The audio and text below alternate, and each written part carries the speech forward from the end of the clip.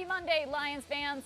It's been a tough week in Detroit, but at least it's sunny outside today and not dropping 9 inches of snow. Welcome into Tori's Take, presented by Priority Health. I'm Tori Petrie. Looking on the bright side here.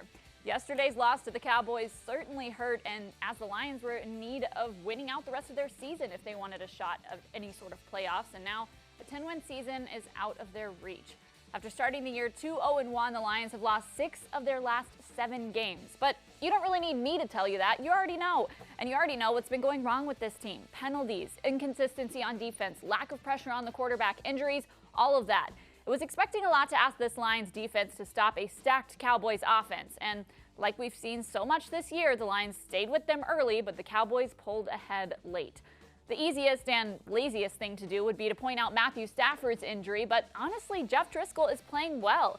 He may not have the prolific arm that Stafford does that has at times carried this team, but he shouldn't have to. The game doesn't depend on one player, whether that's Stafford or Driscoll.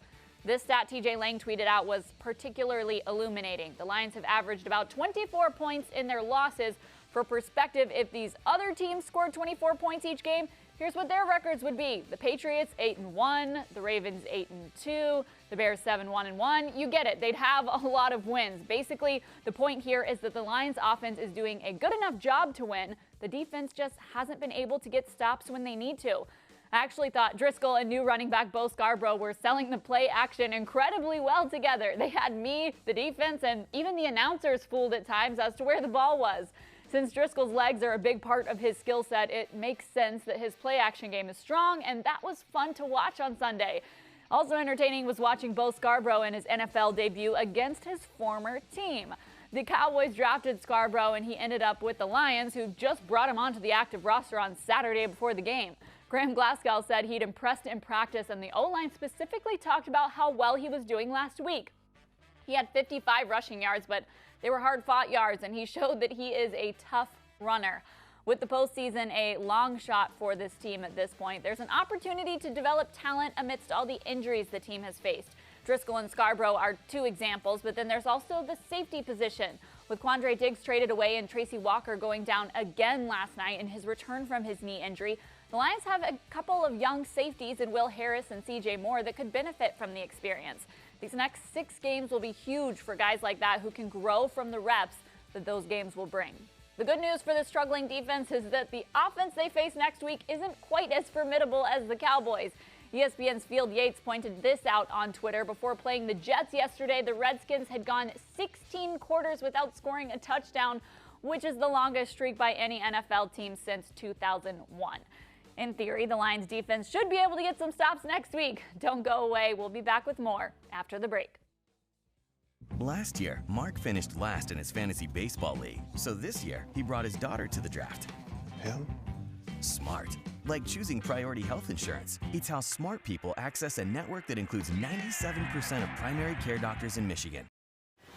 End zone. Caught! Oh, baby, what a catch! Oh, the football real fast. The Lions have got it. Gonna get hit. Gonna get sacked. Oh, this place is on fire now.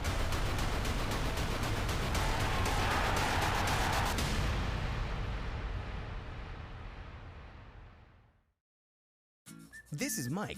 He runs one smart tomato farm. These are the fish he feeds that feed the tomatoes. Aquaponics farming? Smart. Like choosing Priority Health Insurance. It's how smart people access a network that includes 97% of primary care doctors in Michigan.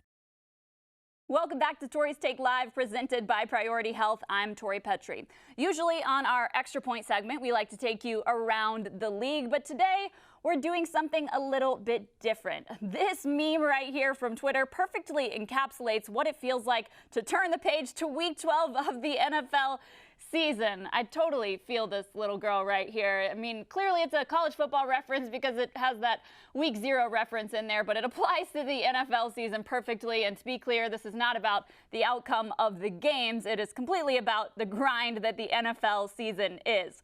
But quite honestly, We have nothing to complain about, and I was reminded of that this weekend as the Lions held their annual Salute to Service game. I was interviewing Herman Moore and Vietnam vet David Moore on the pregame show at Ford Field about the honor flight they took where the Lions took veterans to Washington, D.C. to visit the memorials for the wars that they fought in. I was talking to David Moore before the interview, thanking him for his service, and he leaned in close to me and said, "You and your family's freedom was worth it." I teared up in that moment and quite honestly cried reflecting on it after the game because it was such a profound expression of selflessness and sacrifice. That's what really matters in this world, not football games and final scores. I hope that statement impacts you as much as it did me.